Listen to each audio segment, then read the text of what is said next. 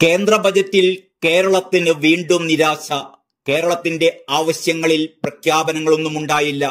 കേരളത്തിനായി പ്രത്യേക പദ്ധതികളൊന്നും തന്നെ ബജറ്റിൽ പ്രഖ്യാപിച്ചിട്ടില്ല. സംസ്ഥാനം 24,000 കോടി രൂപയുടെ പാക്കേജ് ആവശ്യപ്പെട്ടിരുന്നുവെങ്കിലും അതൊന്നും തന്നെ പരിഗണിച്ചില്ല. കേരളത്തിന് പുതിയ ടൂറിസം പദ്ധതികളുമില്ല. പ്രളയ ദുരിതം നേരിടാനുള്ള സഹായ പ്രഖ്യാപനങ്ങളിലും കേരളത്തിനെ ഉൾപ്പെടുത്തിയിട്ടില്ല. ബീഹാർ, അസം, ഹിമാചൽ, സിക്കിം തുടങ്ങിയ സംസ്ഥാനങ്ങളെയാണ് പദ്ധതിക്കായി പരിഗണിച്ചത്.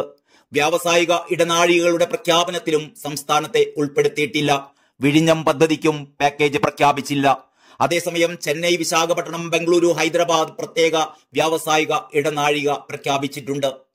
NDA സർക്കാരിന്റെ പ്രധാന കക്ഷികളായ തെലുങ്കുദേശം പാർട്ടി, ജനതാദൾ യുണൈറ്റഡ് എന്നിവരുടെ ആവശ്യങ്ങൾക്കാണ് ബജറ്റിൽ മുൻഗണന നൽകിയിരിക്കുന്നത്. ബീഹാർ, ആന്ധ്രാപ്രദേശ് സർക്കാരുകൾക്ക് പ്രത്യേക പദവി ഉൾപ്പെടെയുള്ള ആവശ്യങ്ങളായിരുന്നു സർക്കാർ രൂപീകരണ വേളയിൽ ചന്ദ്രബാബു നായിഡുവും നിതീഷ് കുമാറും മുന്നോട്ട് വെച്ചിരുന്നത്. എന്നാൽ പ്രത്യേക പദവികൾ നൽകിയില്ല എങ്കിലും വലിയ പദ്ധതികളാണ് ഇരു സംസ്ഥാനങ്ങൾക്കും ഈ ബജറ്റിൽ പ്രഖ്യാപിച്ചിരിക്കുന്നത്.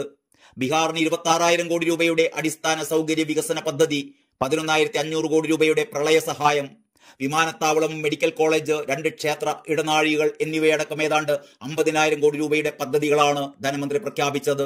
അതേസമയം ആന്ധ്രാപ്രദേശിന് നടപ്പ് സാമ്പത്തിക വർഷത്തിൽ 15,000 കോടി രൂപയും വരും നാളുകളിൽ പ്രത്യേക ധനസഹായവും ബജറ്റിൽ പ്രഖ്യാപിച്ചു. അമൃത്സർ കൊൽക്കത്ത വ്യാവസായിക ഇടനാഴിയുടെ ഭാഗമായി ബീഹാറിലെ ഗയയിൽ വ്യാവസായിക അംഗീകാരം വികസിപ്പിക്കും. Patna Purnea expressway, Buxar Bhagalpur highway, Bodhgaya, Rajgir, Vaishali, Dhanbad എന്നീ റോഡ് കണക്ടിവിറ്റി പ്രൊജക്ടുകളും ബുക്സാറിൽ ഗംഗാ നദിക്ക് മുകളിൽ 2 വരി പാലവും ബീഹാറിന് അനുവദിച്ചു. അടിസ്ഥാന സൗകര്യത്തിന് മാത്രം ബീഹാറിൽ 26,000 കോടി രൂപയാണ് ആകെ അനുവദിച്ചിരിക്കുന്നത്. ബീഹാറിൽ വിമാനത്താവളവും മെഡിക്കൽ കോളേജും പ്രഖ്യാപിച്ചിട്ടുണ്ട്. ബീഹാറിന് പ്രളയ സഹായ പാക്കേജായി 11,500 കോടി രൂപയും പ്രഖ്യാപിച്ചു. ആന്ധ്രാപ്രദേശിന്റെ തലസ്ഥാനമായ അമരാവതിയുടെ വികസനത്തിന് 15,000 കോടി രൂപയും അനുവദിച്ചിട്ടുണ്ട്. ഇതിനുവേണ്ടി ബഹുമുഖ ഫണ്ടിംഗ് ഏജൻസികളിൽ നിന്ന് പണം പിരിച്ച് കേന്ദ്രം വഴി നൽകുമെന്നും നിർമ്മല സീതാരാമൻ ബജറ്റിലൂടെ പ്രഖ്യാപിച്ചു. ബീഹാർ, ആന്ധ്രാപ്രദേശ്, ജാർഖണ്ഡ്, പശ്ചിമ ബംഗാൾ, ഒഡീഷ എന്നീ സംസ്ഥാനങ്ങളുടെ സമഗ്ര വികസനത്തിനായി പൂർവോദയ പദ്ധതിയും പ്രഖ്യാപിച്ചു.